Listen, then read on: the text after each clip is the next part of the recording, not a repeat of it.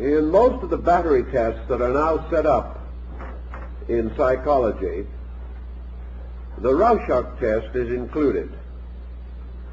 This test consists of presenting the subject with a series of ink blot designs, or designs based upon the original ink blot concept. Usually a piece of paper was taken and folded, and with a very soft and flowing pen, some word or signature was written along the fold. Then, without blotting, the two pieces of paper were brought together, and part of the design appeared on the opposite fold. When this was opened up, it resulted in a more or less symmetrical pattern. Very often this was enlarged or amplified by various devices, but the patterns were nearly always symmetrical, that is, similar on the two vertical sides of the pattern. This type of testing presented the subject with a series of comparatively meaningless blots, but very seldom did the subject ever leave them meaningless. He began to interpret what he saw. Well, in a good many cases, these ink blots did form rather interesting designs, frequently with close resemblance to some familiar object. Very often, however, the subject rejected the familiar object interpretation entirely. And if you showed the ink blot to 100 different persons, you would get a great number of different explanations of what it looked like. To some, this ink blot would resemble simply a mask or face, made symmetrical by the two sides having been blotted one upon the other. To another person, this blot took on a very strange, morbid meaning. One individual saw the laughing clown's face, and another a death's head, in exactly the same example. The point we want to make out of all of this is that unknown designs, patterns for which no fixed interpretation is given, are subject to interpretation by the person viewing them, examining them. And this interpretation comes essentially from within himself. Seldom, if ever, does it actually arise from a factual level of understanding.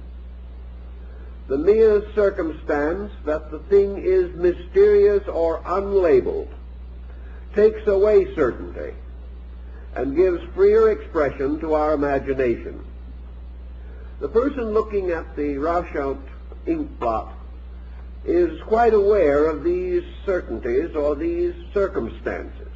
He is not likely to be greatly deceived. He knows he is being tested. And if he is entirely honest and wishes to cooperate, he will describe the figures or designs which are most apparent to him. Not long ago, an art exhibit was held in one of our communities of rather, I would say, not too good art. Those who came to see it were invited to make their selection of the best picture, write it on a slip of paper and deposit it in a box, the purpose being to get some concept of public taste, or perhaps to influence the final balloting for an award that was to be given.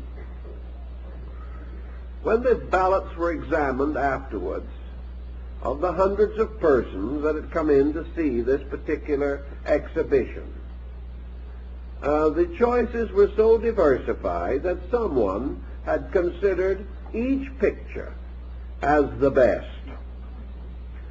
No one asked which one was the worst. It would have produced exactly the same type of circumstance. to someone, each picture would also have been the worst.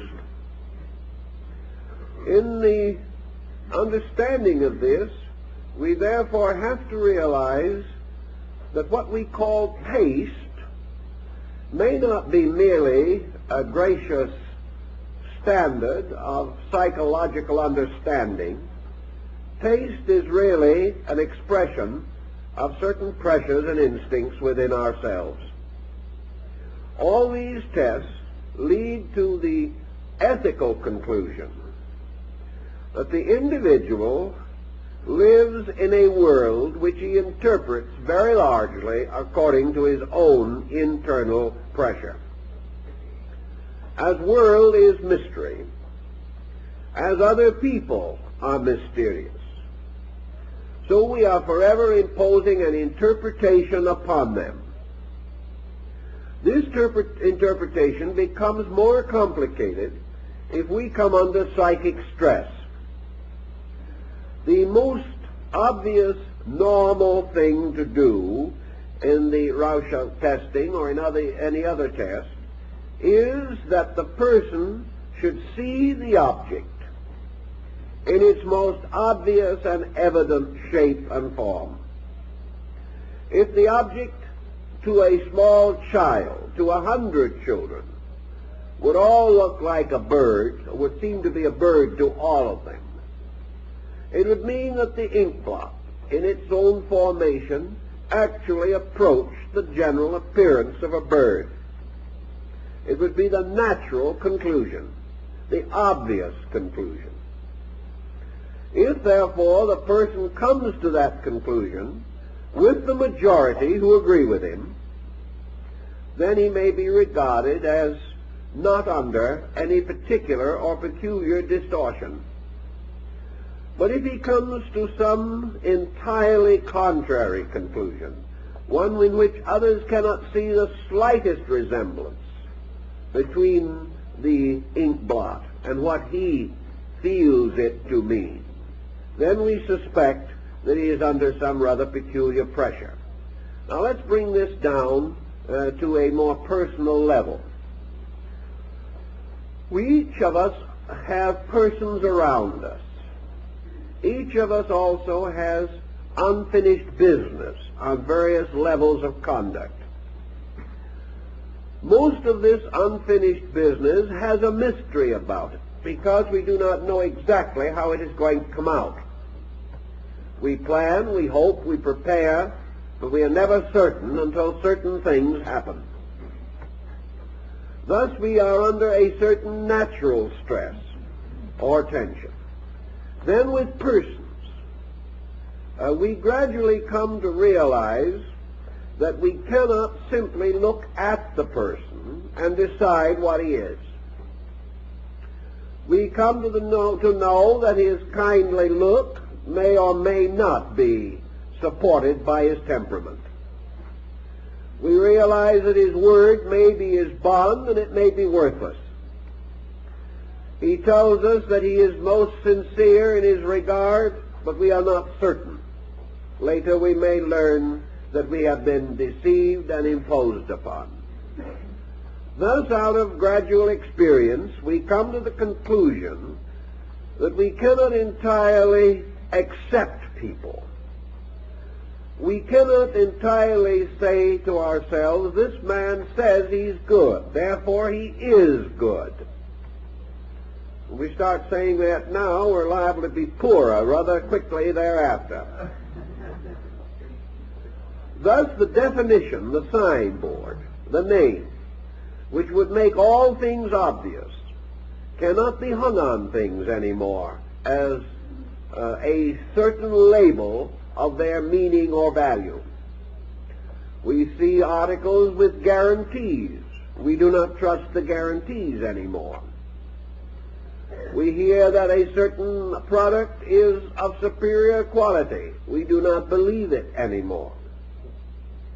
Thus, the more common ways in which we came to conclusions have failed, and everything we are in contact with takes on the element of mystery. What is it really worth? What does it really represent? What does this other person really think? Is this political party really progressive? And all these doubts throw us away from the ability to make simple acceptances or rejections. Each of these uncertainties lures a psychic content out of ourselves. Each one of these problems and each of these people becomes in its own turn a sort of Rorschach test. A test in which we are constantly trying to penetrate into meaning, trying to discover the answer to a puzzle, the puzzle of value, the puzzle of integrity, the puzzle of character, as represented in other objects and persons. And having no true scale by which to measure these uncertainties, we do not measure them at all. We simply impose our own psychic life upon them. As soon as we do this, we reveal not what they are, but what we are. Once this has been accomplished, we begin to treat these other objects or persons according to our own expectancy of them. If we have decided they were bad, we proceed to dislike them. If we decide that they are good, we proceed to like them. This in turn may lead to a series of deceits. We may discover the persons that we did not like were really admirable persons, whereas our selection of the persons we do like may be so weakened by our own psychology that we select the worst of all people and are very soon injured or disillusioned by their actions. Having been disillusioned, we then turn upon these other persons, completely oblivious to the fact that we have empowered them to do this to us. We are the ones that have invested these other persons with virtues which perhaps they never claimed, or with temperaments which they never possessed or imagined that they possessed. But if these expectations of our own do not work out, then they are to blame. We are miserable. The bottom is out of our moral and ethical universe. It consequently comes to our attention rather forcibly these days that this projection of ourselves, our internal content, upon exterior objects can be dangerous. It can lead us to a whole series of disasters and is perhaps merely another manifestation of the operation of the law of cause and effect in nature.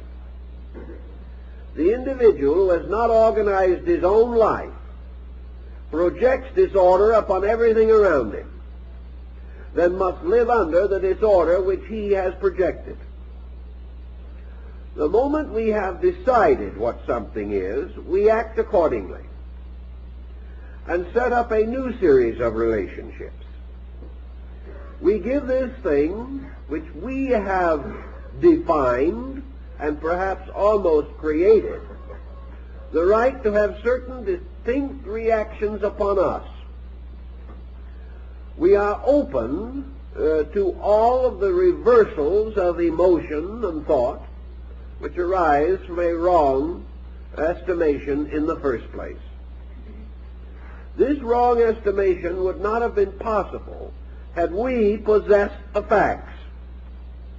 But in very few problems do we possess the facts.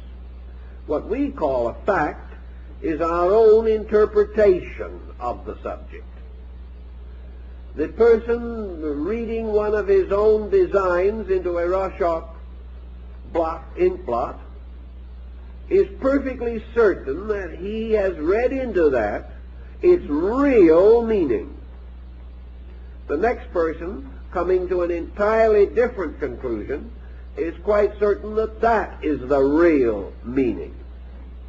until the analyst in the end finally comes to conclude that for very few persons is the real meaning of anything evident. That what we know as real meaning is our own personal reaction. Unreal meaning is someone else's reaction. This reaction is obviously false because it does not agree with ours, and ours is real. This can go on to infinity without any real grounds for moderation or for common understanding or for mutual respect on these decisions. This again merely tells us the tremendous power of our own psychic integration to influence our estimation of values. It does not mean that this integration actually causes us to change anything else. The person whom we interpret according to our interpretation is not actually changed in any way by what we think about them. There might be some ethical modification if this person feels that we have unusual confidence in them. They might rise to that confidence or try to. Or if we dislike them, they might make no effort to be pleasant. These generalities can follow. But essentially, our attitude toward anything makes no essential change in that thing. The painting at the exhibition was no better and no worse because we liked it or disliked it. It remained whatever it was. Because we have no means of changing these things, the relationships which are set up from our own interpretation of something else means that our own attitude is reflected back upon us from this thing upon which we have bestowed an interpretation. We are immediately affected by this in the term of our own preconception. It must be what we expect it to be. And the most terrible disaster of all is the discovery that our expectancy is wrong. This strikes us at the root because it assails our own egoism.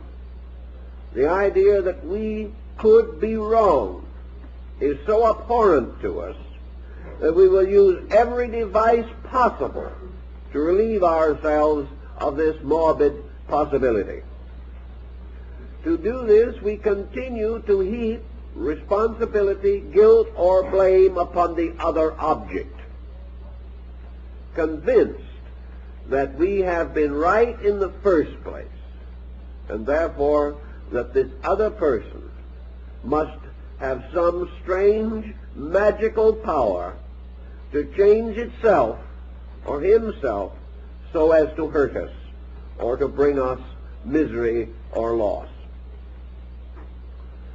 If this is a fact, and we know that it is a fact, the greatest of all of the Rorschach ink blots that we have to work with is the world itself, the universe, the atomic age, the pressures of industry, our continual impact with things that are pleasant or unpleasant, our interpretation of radio and television programs, our interpretation of music and art, our interpretation of the newspaper, of crime, of all kinds of activities. All these interpretations arise in us. And while there are certain moral truths involved in all of these problems, it is surprising to the degree that we can completely overlook the facts. The person who is under any psychic pressure or tension has a tendency to evade facts, because the end of all facts is to bring our lesson back to ourselves, and that's where we do not want it to be. So we have a skill, an incredible skill, in justifying our own misinterpretations of the things that happen to us.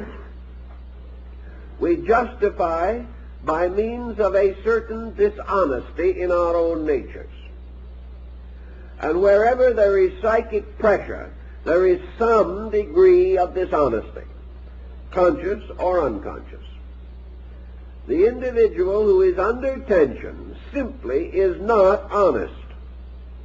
This doesn't mean he will steal anything or that he will intentionally break a law, but it means he is not honest in the estimation of his own relationships with other things or even his relationships with himself.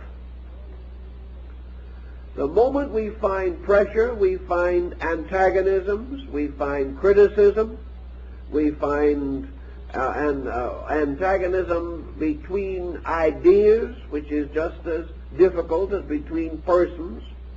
We find conflict and prejudice. We find intolerance. And we come upon these things working to hurt persons, and they do not realize that they are suffering from these ailments. They honestly believe that they see the thing as it is.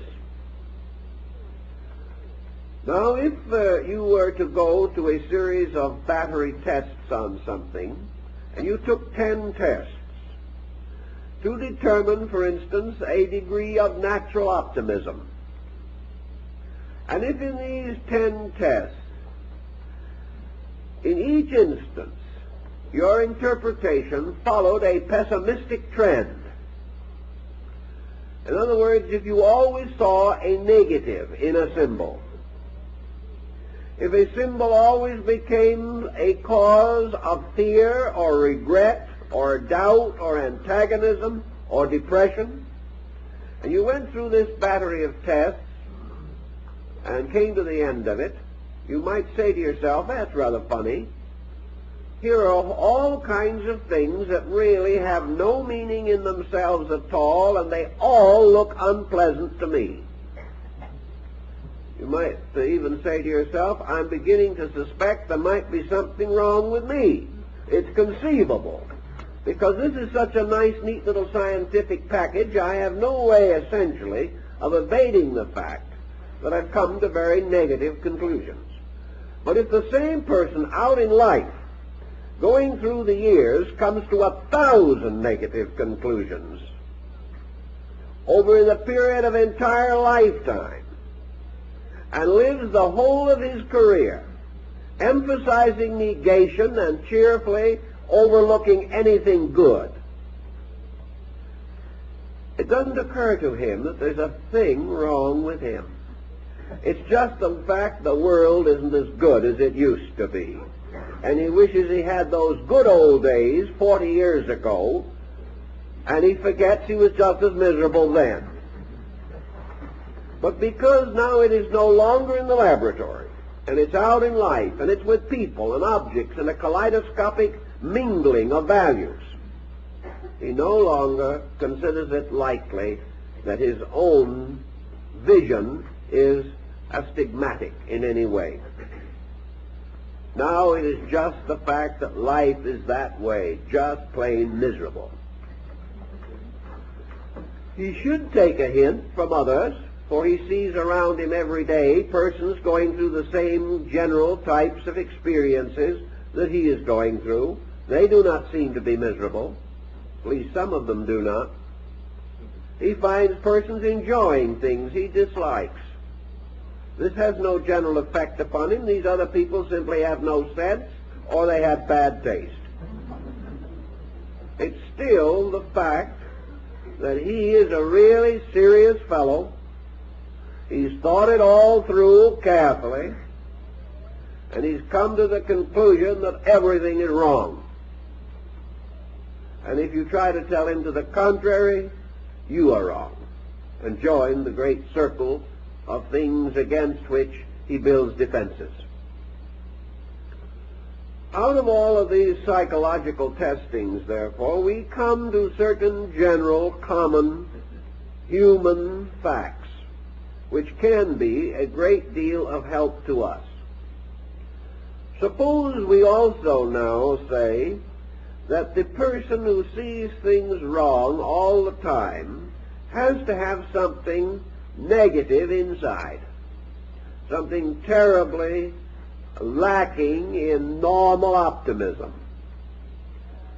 Let us also say that the person even becomes aware of this, but he sort of sits down, opens his hands in his lap and says, what can I do about it? How can I change the fact that this is the way it really seems to be? Everything I come in contact with proves again and again that my worst suspicions are correct. You can sit down and talk with these persons, and sometimes, in a few instances, where you have one of commanding intellectual ability, you may be able to convince them that it has been a bad matter of perspective, that they simply lost sight of the values in things.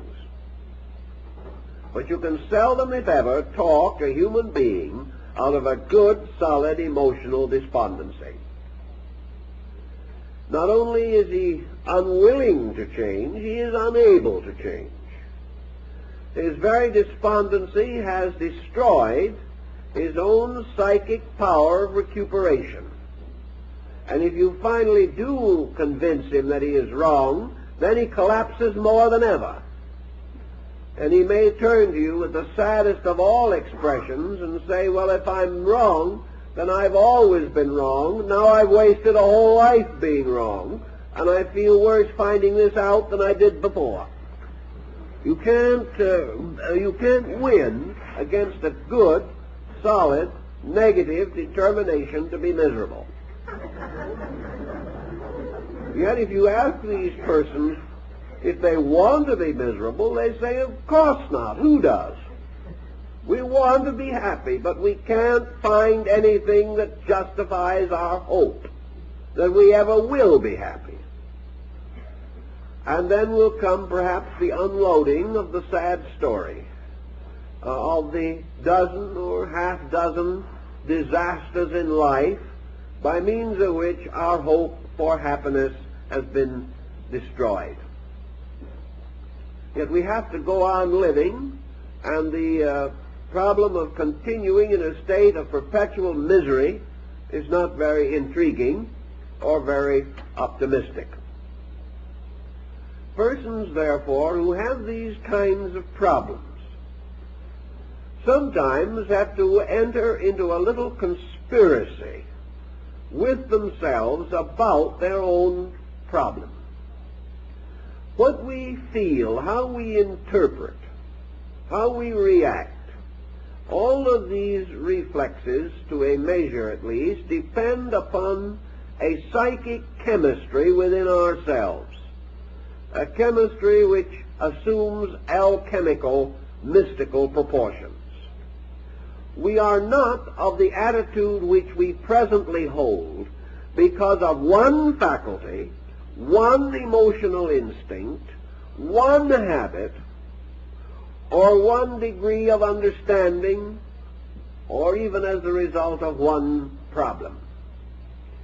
All that we are inside is a compound consisting of numerous elements brought together to form a unit or an integration, a bundle made up of numerous sticks or twigs or materials held together with a string which in this case represents the intellectual coordination. Being therefore of our present mood, because of a confusion of complicated circumstances, it is almost useless to head into this mood, decide that it is wrong, and resolve to defeat it if it requires our last ounce of energy. It will, and we will still not be victorious.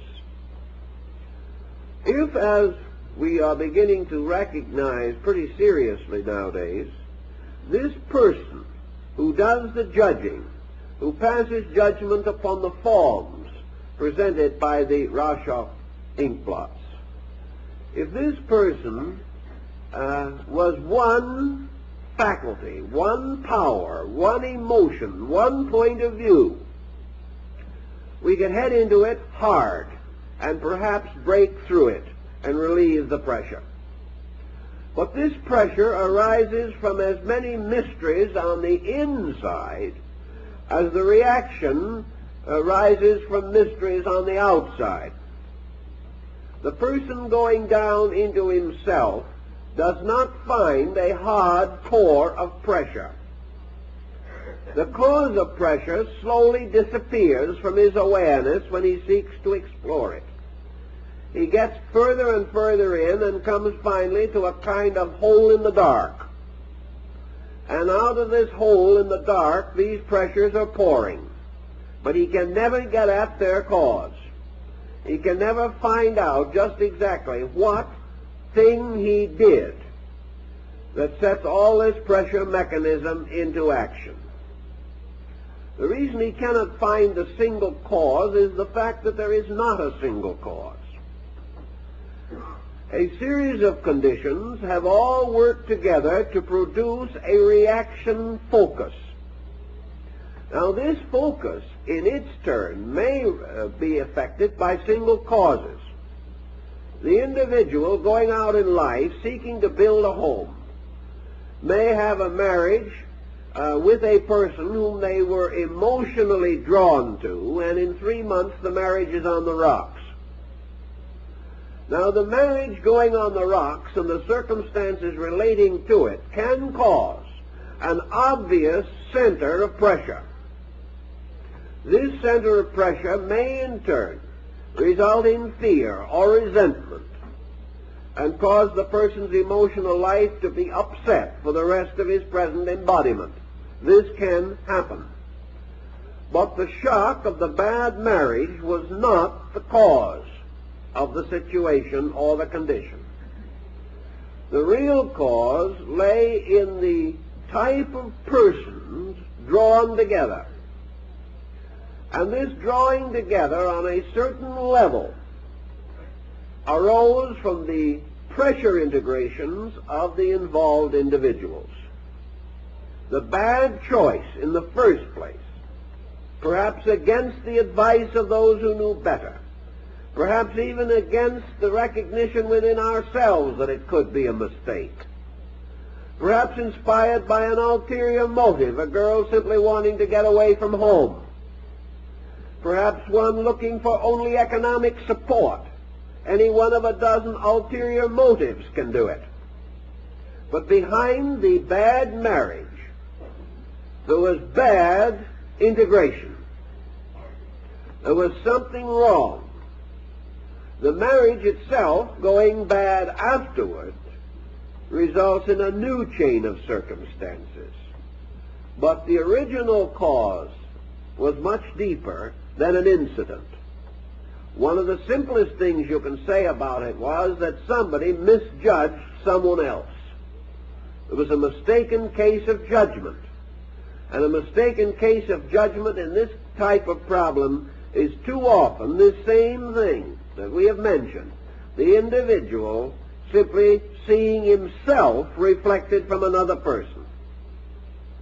Under emotional pressure also, where the rational factors are not as active as they may be in other levels of thinking, it is particularly easy to let psychic pressure take over, and the individual forms violent attachments or antagonisms which have no actual grounds in fact, reality, or common sense.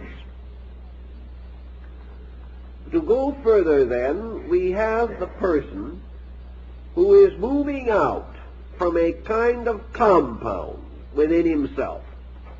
A compound composed of at least 40 mental, emotional factors. In addition to these, numerous other hypermental factors, going far back and deep, about which we have very little knowledge today. But suddenly out of this entire compound comes the personality to which we conveniently attach the label Joe Dokes. So we meet Joe, and Joe is just a good fellow. Joe is this kind of a fellow and that kind of a fellow. Joe is a fellow that if you treat him pretty decently, will treat you pretty decently. If you kind of agree with him most of the time, he will agree with you once in a while, which is considered liberality.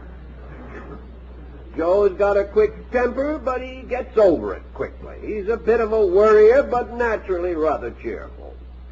He likes to work, not very hard, but he will still make a living if he has to.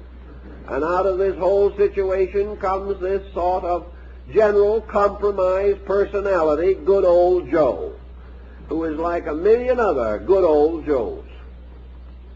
So we come along with this person, and we try to say that this part of his temperament is weak, and that part of his temperament is weak, and one of these days he may meet up with some kindly lady who will try to strengthen all his weak points and weaken all his strong points. This is in order to make something really worthwhile out of poor old Joe. So life goes this way, but where are the roots of this thing? They're not in this good old Joe estimation that we have. They go very far back into the most atavistic recesses of existence. They go back to the earth and the stars and the air and all of these things. The roots of this problem are far deeper than we can ever reach. And if it's hard for us to ever understand Joe, it is harder for Joe ever to understand himself. So we come upon him and his problems, and the idea that he is simply a piece of paper with a pattern on it which we can erase and put another pattern in its place is wrong. It is not this way. Nor is it a pattern in which we can say to Joe, this particular habit of yours is doing you no good, why not cultivate one that will do you good? So he sincerely tries, and he's more miserable than he was in the first place.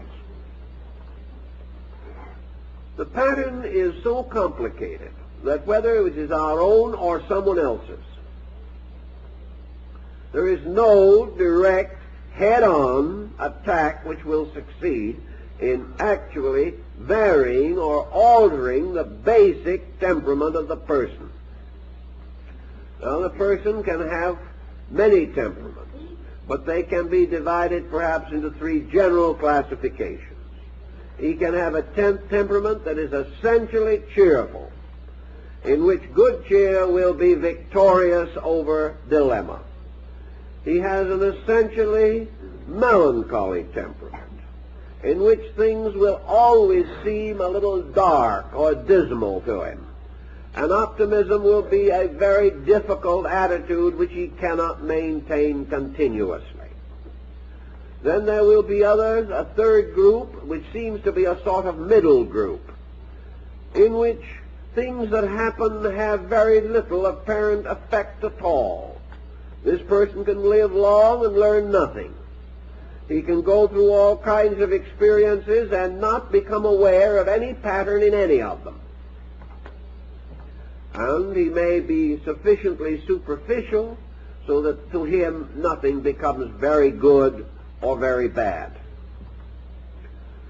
To try to get at this, then, means a very careful estimation of our own character and a determination to approach it not head-on to a difficulty, but in the realization of this compound problem. A compound is totally altered if any of its elements be changed.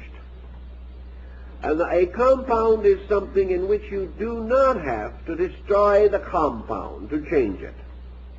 any change alters the compound. And if the compound is made up of 100 elements, and you change one of these elements, the other 99 remaining the same, still the compound is changed. This is a very important point, it seems to me, in working with people.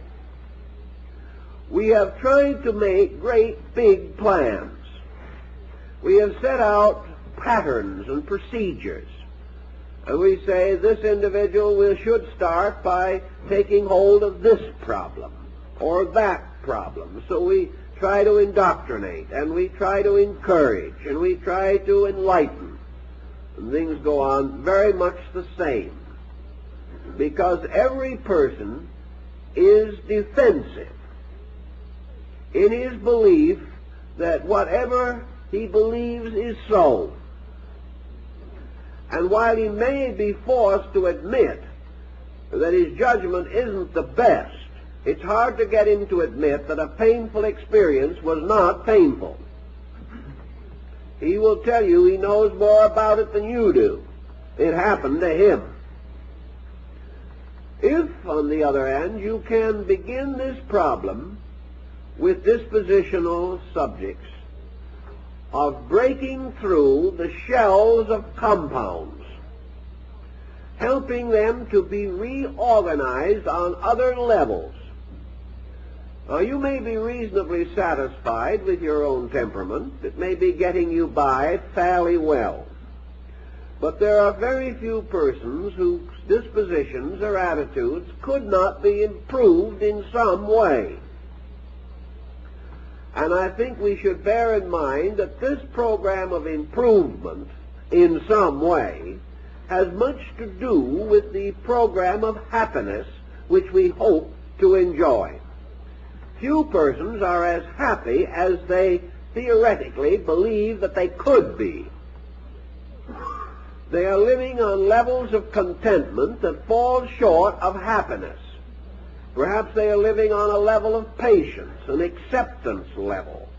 They are not doing what they want to do, but they're trying to be grateful that they're getting by. All such persons could certainly be happier if they went to work on the matter industriously. Also, we have a certain area of defense against certain areas of pressure. An individual who is an habitual liar, for example, has a tremendous defense. He has been called a liar so often, he has called himself that in the quietude of his own thinking so often, that he builds an almost impervious capsule around the entire pattern that is causing the trouble. He will fight to the death to prevent anyone from breaking that up. Not consciously, maybe he wants to recover, but it is like a very sore place on the body. And when the physician tries to rub that sore area, we tell him not to rub too hard. And the discomfort that arises from attacking a fault at its very core is too great for most people. They begin to wince, and they don't go back to the physician again if they can help it. So it is much easier not to make this head-on rush into a difficult pattern. So if you have within yourself any character defect whatsoever, of course I realize that here we're a pretty perfect group of folks, outstanding in our attainments. But if there is a vestige, a residual atom that is not quite as it should be, why, there's always something we can do about it. Forget this entire head-on into gloom. Forget the fact that everything wrong has happened. Don't try to tell yourself all the time it was just your fault. That won't do it either. You can get so hang-dogged in the presence of yourself that you hardly want to keep on living. Forget it all for the moment and begin to think of how the chemistry itself can be changed. The nice thing about changing chemistry is the fact that it does not appear to relate directly to your major problems. If, for instance, you've been a little selfish or a little unkind or a little nagging during the years, or if you've judged people a little unwisely, work not on these problems, but on the general enrichment of your life. Psychosis is almost always present in a life that is internally not rich enough. Psychic tensions and pressures and the melancholy mood come as the result of a life that is not sufficiently directive or directed toward interesting or worthwhile achievements. The individual has permitted himself to become weary, permitted himself to become lazy to progress.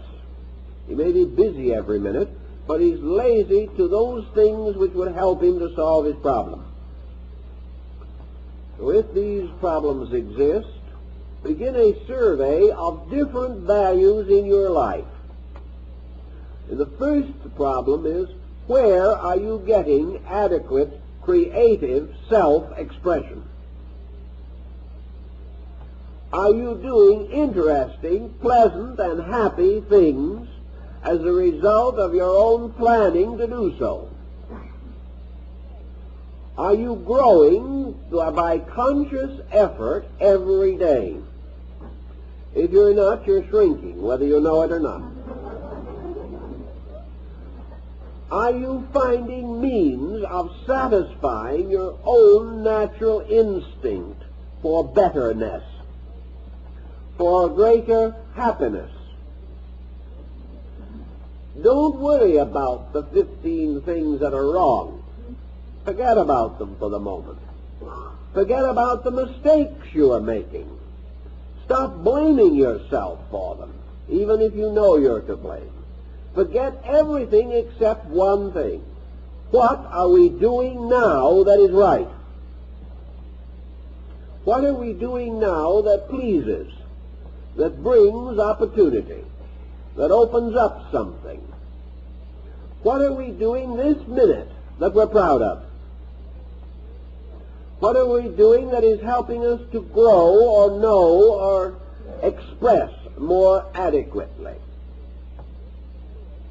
Make the bid a completely positive one. Have no concern at the moment over all these things that did not work out. Forget the unpleasant relatives. Forget the dishonorable friends. And simply say, what am I doing? What am I holding in my hands? What am I building? What am I creating? What am I planning at this moment that is good? This is the beginning of the setting up of a counter-habit, a habit that goes in a new direction. And the symbol of progress or creativity, of the making of things, is very important in our own justification of life. Every person is either creating or destroying, whether he knows it or not. Any individual who is tearing things down is destroying. Any individual who is tearing himself down is destroying. In most cases, we don't destroy big things, and we're not always sure we're destroying anything. But take the instinct to destroy and stick it out in front where you can see it. When you criticize another person, you are tearing something. You are tearing it apart. Therefore, take a piece of paper, sit down and look at yourself and tear it up. This is criticism. This is exactly what it amounts to. When you criticize a person, you're tearing up your likeness or picture of that person. Sometimes it may help to tear up the picture.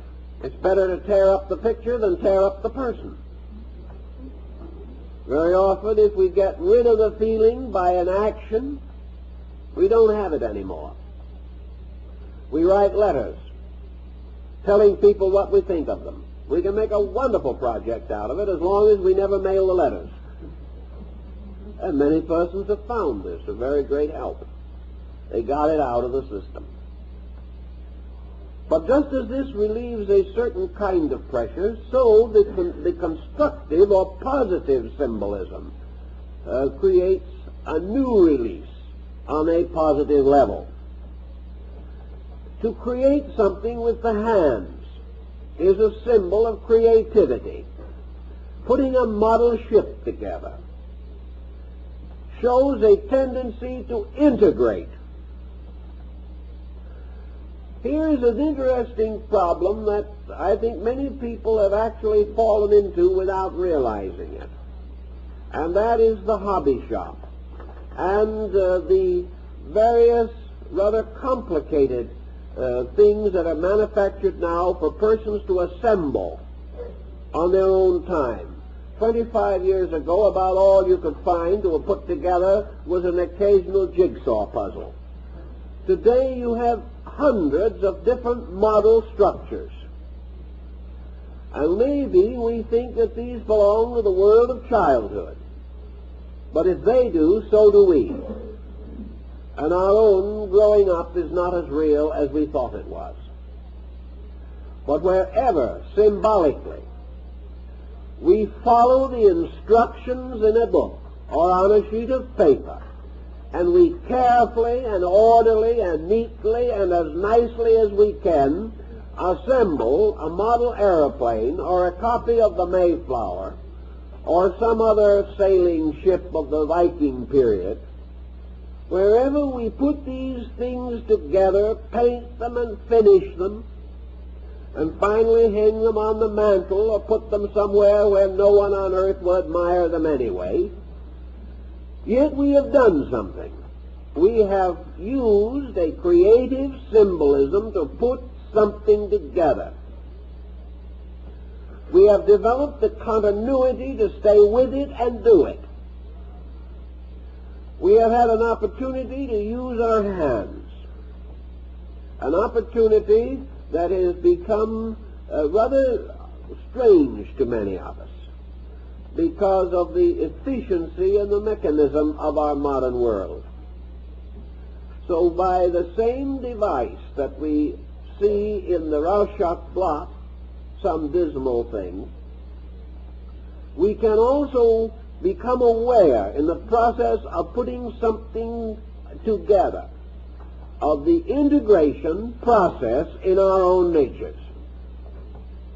This integration is a putting of the personality together lawfully, or according to the rules or the sketch or the outline or the instructions that are given to us. Wherever we have an instinct to build or create, we are safer than when we have an instinct to tear down. Also, the moment we take any impulse or instinct of any kind and transform it into an action, it gains tremendous vitality. Most introverts are non-active, or as they themselves say, they are busy inside. Well, you can be very busy inside and be very sick as a result. The release of expression through action has peculiar validity. It is one way of convincing ourselves. The moment we perform an action, the consequence of that action becomes known to us by a reflex of our own sensory perception. We can hope, we can think, we can believe, and it all happens inside. It does not cause a stimulation in the sensory perception gamut. But if we are determined to transform an idea into action, we go out and we do something. We decide, for instance, that we will draw a picture. So we take pencil in hand and we draw the picture. And the moment we do so, we see the picture we have drawn with our own eyes, and the image is returned again into our own subjective. Tremendous intensification of impact results from the fact that our picture comes back to us again through the outward sensory reflexes. If he gets this concept, he's going to then try and interpret his own pictures, which may and only lead him into further complications. What we are trying to imply, rather, is that just as we arrive at certain conclusions which we do not rationalize, but which cause us to get into trouble, so we can arrive at certain other conclusions which we do not rationalize, but which will get us out of trouble. And the grand pattern of these is so simple that almost anyone can recognize them. Namely, that these patterns must not offend us, that they must advance our creativity, our ingenuity. They must create interests which cause us to want to finish them. And having so accomplished, perhaps lure us on to do more of the same. As we change in many ways, or in any one of many ways, we observe that the psychic compound changes. One healthy interest may affect a complete personality complex. One new attitude, not relating directly to the problems we are suffering from, may help us to cure those problems. The development of a hobby may reintegrate a totally unbalanced life. The individual never attacks any of his vices. He simply finds something constructive and interesting, and the vices starve to death, which is the only way to get rid of them. This means that in broad formula, remedy is always an outgrowing of the ailment. And the outgrowing of a negative attitude is rather easy because there is really no direction you can move from the bottom except up. When you get down as far as you can go, that's it. There is only one other direction.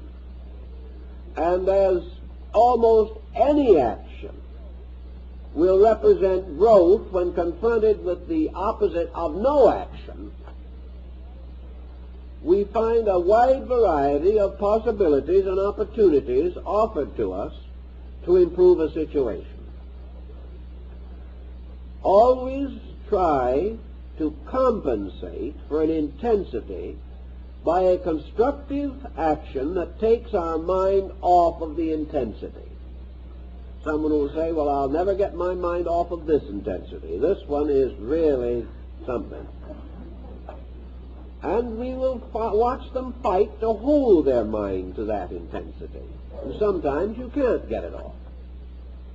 So it is again important to have these persons come in contact with new situations. An example of this was a person who was extremely depressed by a restricted home environment. This home environment came as a result of retiring from business and the general feeling that they were too old to accomplish anything. So they settled down for several years, becoming more and more melancholy, critical, hypercritical, negative, and fussy. And perhaps the fussy part was the worst. All the talking in the world did not do anything about it. What actually corrected the whole situation was a chance conversation with another person. And it wasn't a reforming conversation at all. This other person said, I'm at this time trying to rent a house. I have a house for rent. I wonder if you'd be so kind as to go over for an afternoon and watch it for me, because I can't be there. This is the thing that started the change in temperament. It had nothing to do with fussiness or negation as we know it. It was simply a physical action. The individual went out and watched the house and interviewed persons who wanted to rent the house. From this experience came the sudden realization inside of this tired, fussy person that he was just bored, had nothing to do. He enjoyed that afternoon. Pretty soon he found other things that he could do of a similar nature, and in a few months he was considerably improved. He had by accident hit upon the answer, namely that he needed something to occupy his mind and time.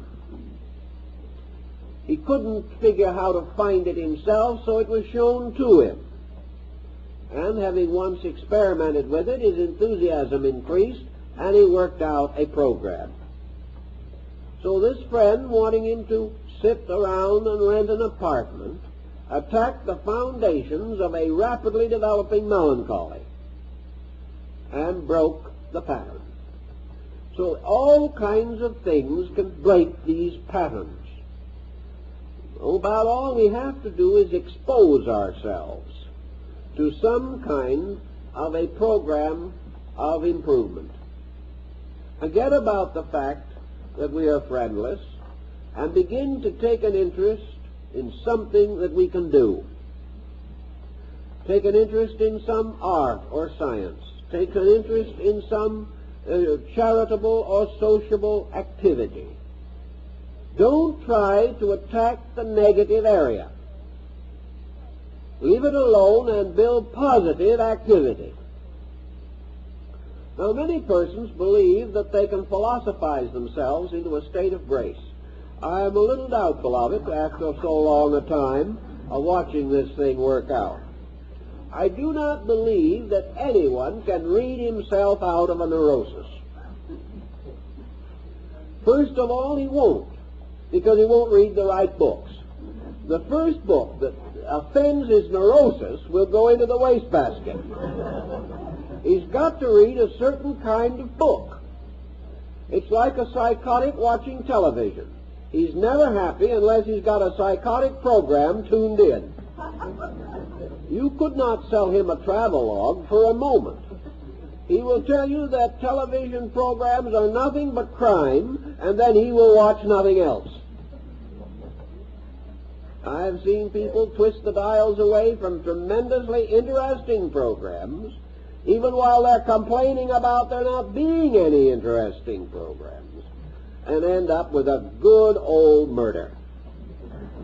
And at the same time complain to the neighbors and everyone else that they shouldn't have no murders on television.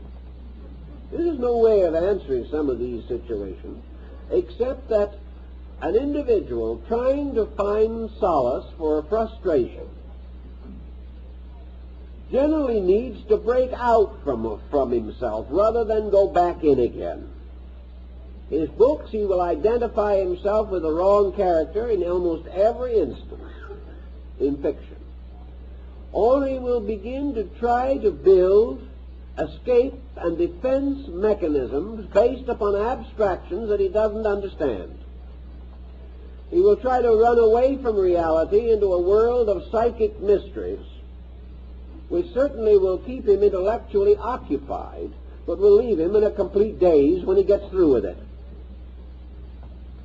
I doubt very much if any such program can substitute for a good, straight, heart-to-heart talk with ourselves.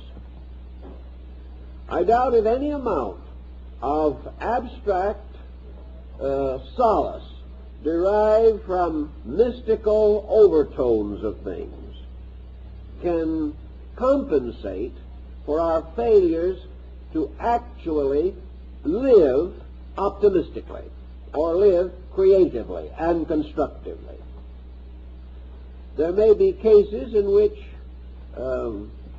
these readings and these abstractions can bring comfort under certain pressures or stress.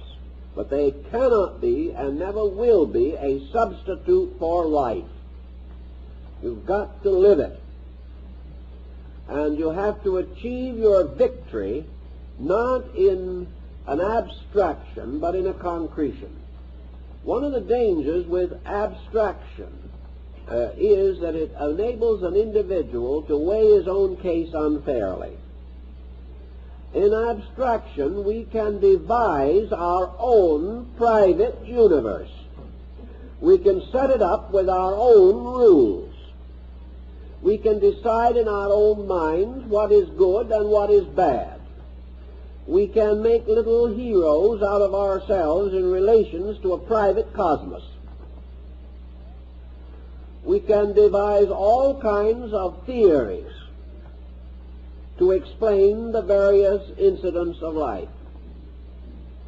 And by the time we get through, we have completely lost contact with a real world.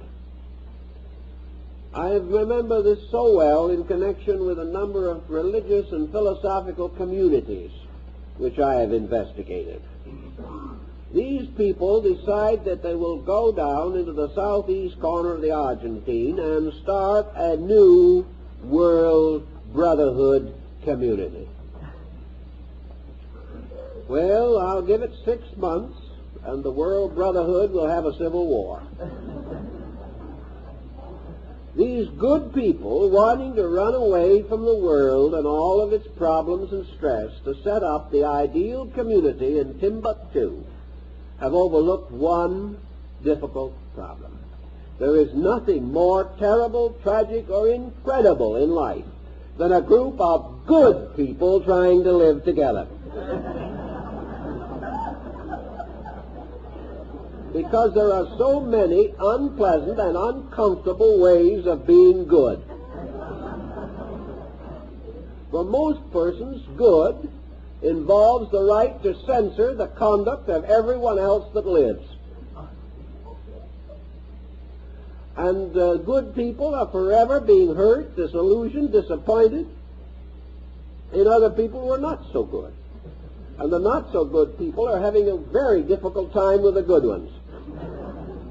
So the community fails.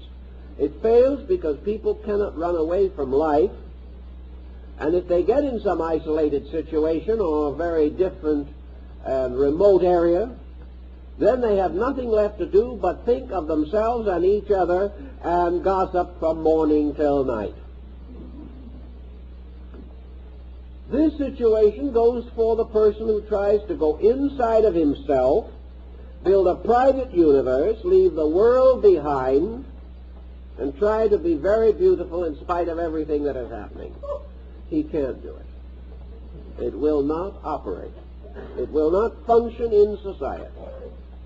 The only thing he can do is to start in this gentle program of creating a new series of symbols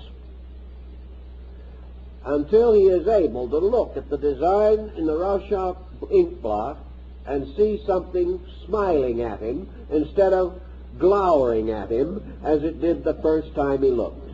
That is the basis of his recovery, is that gradually the universe looks better. People look better. Situations look better. Now, you can't be a blind optimist. We know perfectly well that we are heavily laden with problems. We also know, however, that most of these problems are beyond us as individuals. Therefore, worrying about them is merely an escape mechanism. And I think it is true, whether we like to acknowledge it or not, that many of the people who are worried over the cosmos, worried over the bomb, worried over the smog, worried over all kinds of things they can do nothing about as individuals, are really developing tight little escape mechanisms. They are going to worry about something that is big and that they can do nothing about because they do not want to face themselves now and worry about the things they could do something about. It's wonderful to live in the presence of something so big that anything you can do is useless. and people I have heard who have nothing on their minds except the constant pressure of social problems are also people who should have much more of their mind on their own dispositions, which are usually in terrible shape. But it's interesting to have no time left to think about yourself because you're worrying so much about cosmic uncertainties. Let's watch that a little bit and realize that there is much more to be gained for us by turning our attention constructively to one fault of our own than there is in 24-hour-a-day vigil for the next 50 years worrying about the miseries of mankind. One is so completely futile that it offers no inducement to the practical individual. Whatever we do think about, whatever plans we do make, whatever concerns do burden us, should lie within the range of possible attainments. We should not give much time to a situation which is completely beyond our capacity to influence. The only way we can influence a collective is by gradually making ourselves a positive unit in the collective. For collective problems, our own individual achievement is our only offering. The collective is made up of persons like ourselves. And if each of those persons would take care of his own nature, the collective would look much better.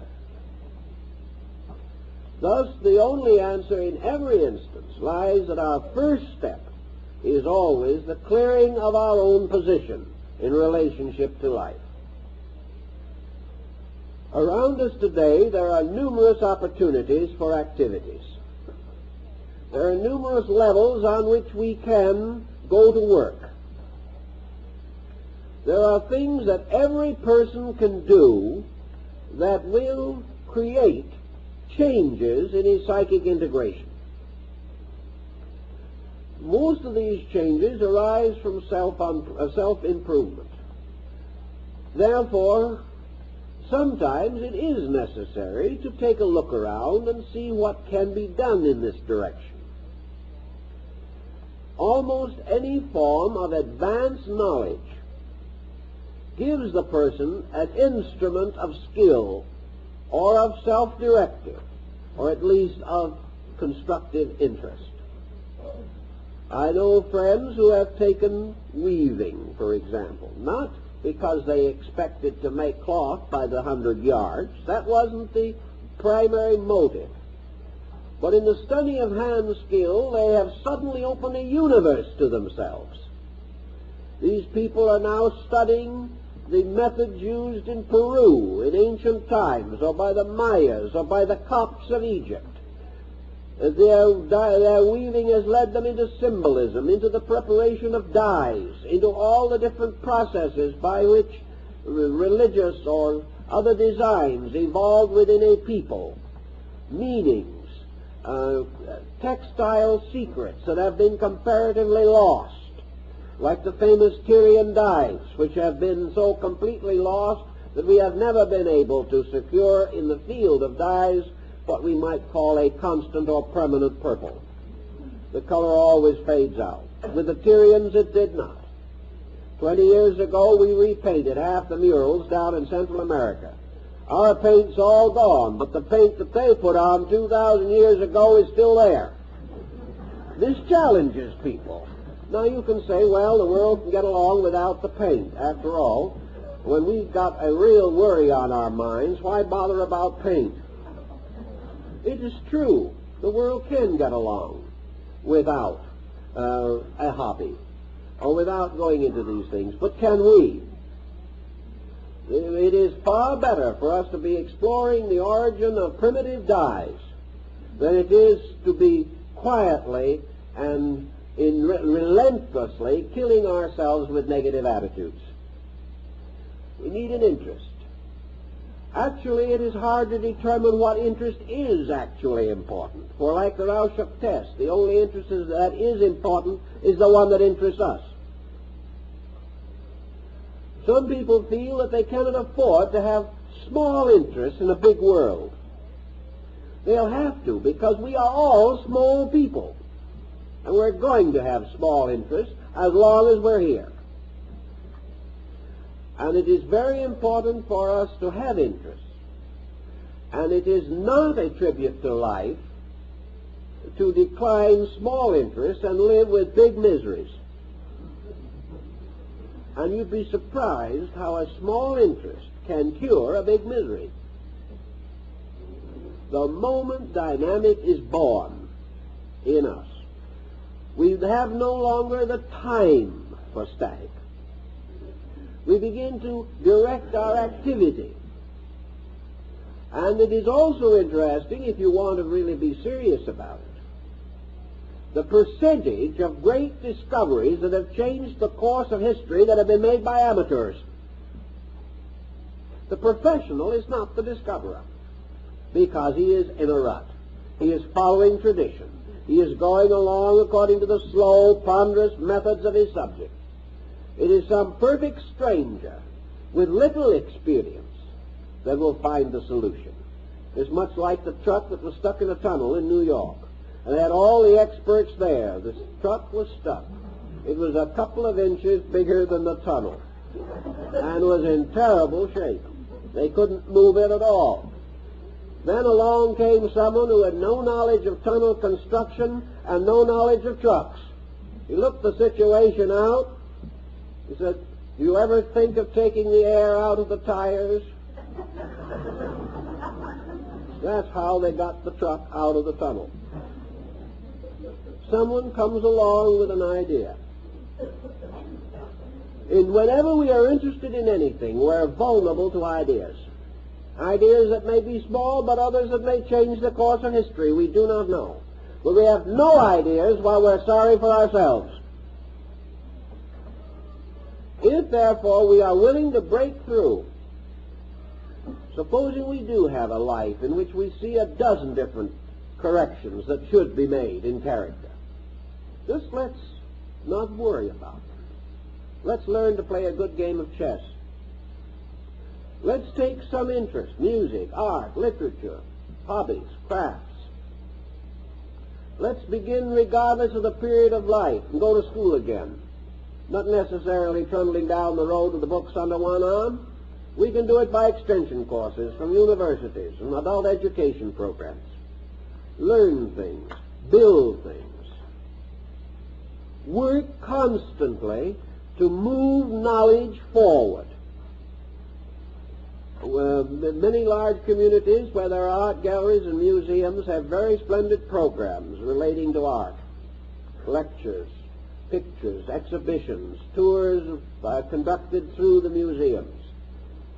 Today in large communities there are cultural events of all kinds. The individual who begins to understand the importance of culture suddenly realizes that it is not measured in pennies and dimes, it is measured in peace of soul, in the ability to become adjusted, and to have this adjustment in turn reflect in every performance or action that we indulge, so that as a result of a different internal, we are suddenly better friends, better relatives, and more intelligent babysitters. Whatever it is that we are doing becomes a richer experience only if we are richer people in value. And the tremendous cure for all faults is this enriching of life. Now, some persons also take the attitude that nearly all such avocational activities are expensive. That in order to be cultured, you have to be rich. This is not true. The average person wastes today more in trivia that produce him nothing than it would take him, than it would cost him to plan a very well-balanced purpose program toward personal integration. This is the kind of program that will save you the psychologist's fee, to start with. Cut down your medical bills. Cut down money wasted desperately in an effort to get out of a mood, or money wasted because you were in the mood when you bought something you didn't need and didn't want. With a very moderate expenditure, an individual can develop interests that will enable him to become positive to something. Positive to something that is not personal, and that is very important. Positive to a neutral thing. In other words, it faces him with another Rorschach test. But this time it is not an ink blot, but it is an activity which he must interpret, and which in turn he is able to modify himself by his own action. By keeping with this kind of a program quietly, but with continuity, a person in 2 or 3 years can completely reorganize their psychic focus of organization. They will find they become interesting people that others are glad to know. They become interesting to themselves. I know a case in point that is very much to this situation. A man who had insomnia came to me not long ago. He said, if I can't get to sleep at night, I'm just going to blow my brains out. I simply can't stand this insomnia any longer. Lying there hour after hour and not sleeping.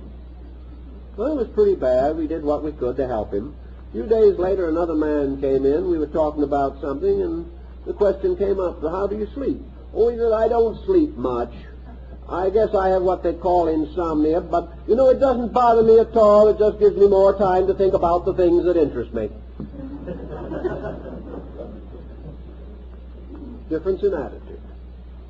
Well, the fact of the matter is that anyone ought to be able to lie awake all night without a negative thought. The only reason there's a negative thought is because there's nothing on his mind. If he can use that time to advance a program, think something through that he wants to do, plan for things of the future, remember beautiful or wonderful things that have happened to him, or relive delightful and inspiring experiences, or just simply muse quietly about values and principles that are important. Any individual should be able to do this. But today an individual misses a little sleep and he has to take sedation because he can't live with himself. This is not due to the fact he's going to die for lack of sleep. Nature will never permit this. It's simply that he makes himself sick. The greater part of the disaster of insomnia is not the lying awake. It is the fact that the person uses this period to slowly but resolutely tear down integration, to become so much more psychic over it that it is 100 times worse than the loss of sleep. Everywhere in life it is the same. So we have to work on these attitudes, nourishing them with better food, giving them a diet that is suitable to their needs. Every instinct of fear has within it the same energy that is used for hope and faith. Every criticism uses the same faculties and problems of analysis that can also give us commendation. Every bit of depression is using the same negative reaction to energy, for which a positive reaction is optimism and courage. There is only one life principle, and we are using it or abusing it all the time. When we use it, it makes us happy. When we abuse it, it makes us miserable. And when we are in habits that are too hard to break and too difficult to head into and just fight them day by day, we have this wonderful opportunity of forgetting about the bad ones and begin building new good ones. building them slowly and patiently, not frightening ourselves to death or wearing ourselves to death, but building quietly a positive life. And if we will do this, the old negative life will be submerged in it and lost. Thus we transform the whole pattern and come in the end to a much better level of energy support. A good pattern is like nutrition, a happy project, something that makes us really enjoy life, is far more valuable to us than vitamins. Very often we use vitamins only to sustain our melancholy. They give us the rich vitality with which to be uncomfortable and unpleasant. Actually, if we are doing things that we love and enjoy and make sense to us, we have our energy. This constant deflation of energy is largely boredom, largely the individual unhappy because life is meaningless. So we supply pills to keep meaningless people going. What is more important is to supply meaning. Then people can keep themselves going. And you can run a good hobby on what you pay for pills these days. So try to get hold of this idea of simply building a new self, a new purpose of self. Using only such good parts of the old as are adaptable, but definitely striving to work out an interest and permitting no one to defeat you. Don't worry about the obstacle. Don't worry about the fact that the first line of interest may not be the final one. Break through anything that will help you to have new insight, new interest, new knowledge, new positive conversation, and new constructive thinking. Then just work with those new patterns. And in time, you will create a new world. And the universe around you will look better. The people you work with will look better. And you will look a lot better when you look in the mirror. There's nothing like reintegration on constructive patterns for psychological facelifting. It will do tremendous things. And we just don't fight these problems anymore. Just build something good. And just let the problems die of neglect. If you will do that, I think you will find it will bring positive and useful and profitable results to yourself and those who you want to make happy or who depend upon you for inspiration and guidance. Time's up, so ask questions.